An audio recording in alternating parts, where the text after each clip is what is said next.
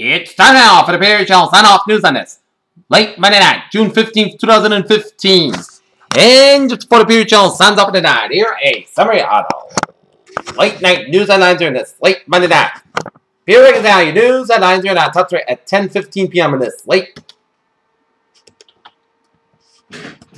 Monday night. Here is in Miami, where Jeb Bush, son and brother of former presidents, formally launched a campaign for the White House on Monday with a sweeping call to reform Washington and expand economic opportunity.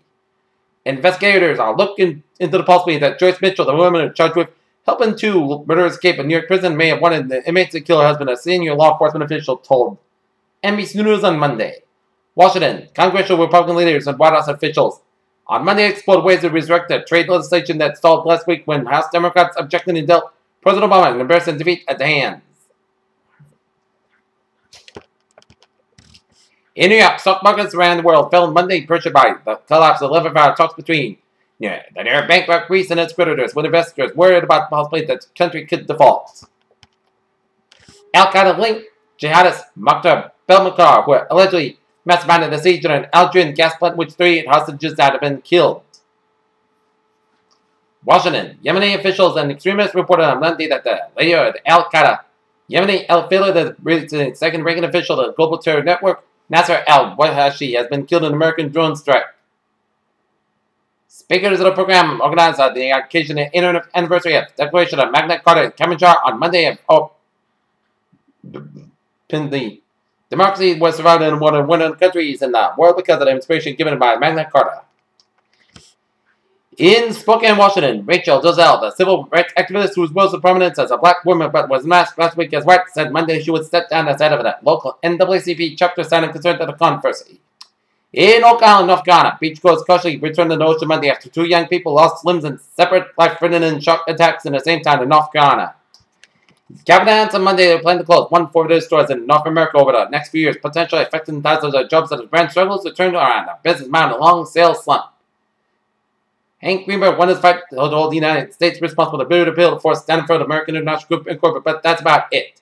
Washington, American factory efforts slipped to May, hurt by a decline in oil, finding that over which other stalled gains by automakers.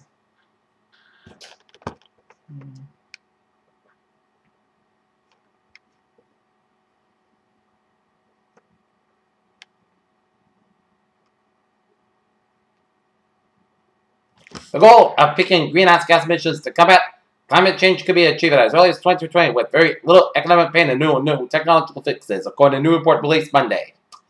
Physicists have chilled molecules at just a smidge above absolute zero colder than the afterglow of the Big Bang. The voracious CVS Health Authority, a dominant player in nearly every corner of the healthcare world, is the nation's largest spender of prescription drugs, the biggest operator of healthcare clinics, and the second largest pharmacy benefits manager, as CVS buys 1,600 drugstores from Target for $1.9 billion. A health worker, South Korea reports 4 new MRS cases, 3 more deaths. Roughly half of the deaths from 12 smoke-related cancers may be linked directly to cigarette use, a U.S. study estimated.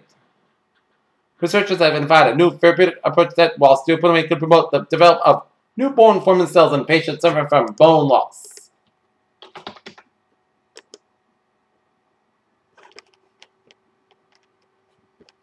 Okay, take a look at New England alerts here at 10:18 p.m. in Salisbury, Massachusetts. Police involved motor vehicle accident. Interstate 95, stopping at exit 59. State police cruiser on a detail was struck by a vehicle. No reported injuries. The regional hazardous materials response team was monitored in the air because of an unspecified situation in East Longmeadow tonight. And Revere, Massachusetts, pedestrian struck at 249 Claude Street. Pedestrian struck by a vehicle. EMS requested for a foot injury. Here, Channel News Times, now 10:19 here on this.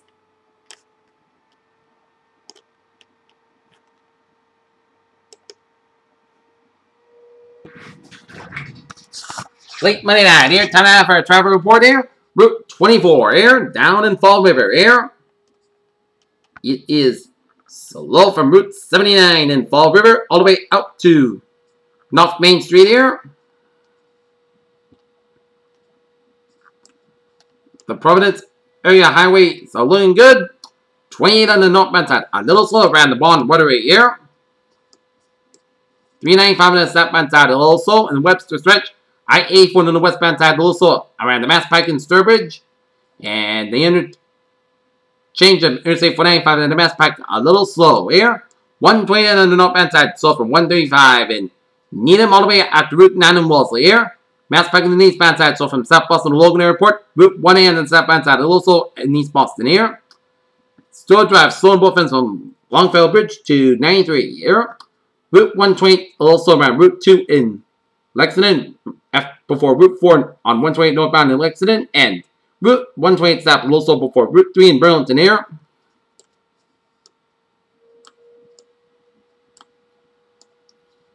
.195 south farm ramp to 93 north in Andover, a little slow. And Everett turn back in the southbound side, a little slow in Merrimack. And 93 in the south, a little slow in Hooksett, New Hampshire here. But otherwise, a smooth sailing community on this late Monday night here. And looking at the MBTA alerts here on this Monday night here. Green Line, B Branch Express and minor lanes due to an early medical emergency at Harvard Avenue. And on the commuter rail here, it's looking good and the ferry's off. Smooth sailing. Peter Channel News Time, 10:20 here, and it is time now for weather report here on this late Monday night here, and looking at the radar right now, and it shows some spotty light rain around Brockton and stretching it down 24 down for Taunton, Attleboro, Western Norton, and down through Seekonk, Rehoboth, Fall River, down for southeastern Rhode Island here, and rain's drilling from Taunton down for the Bedford and up 195 down to Wareham, and a little rain showers around Yarmouth and Hyannis and on the western tip of Nantucket here. And a few little rain showers around the western tip of Nantucket and a few rain showers way off the New Hampshire coast. Alright, 7. Okay, first of all, we have a hazardous weather outlook here because tomorrow,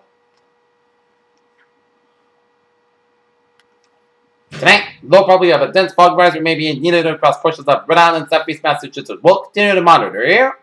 And day 2 for 7, Tuesday for Sunday, a few strong thunderstorms are possible Tuesday afternoon and early evening across western Massachusetts and northern Connecticut. The main threats will be locally gusty winds and heavy rainfall. Localized heavy rainfall may result in some nuisance port drainage street flooding. There will be a low probability of a very localized, most significant flood event if any thunderstorms can train over a specific location in western Massachusetts or northern Connecticut.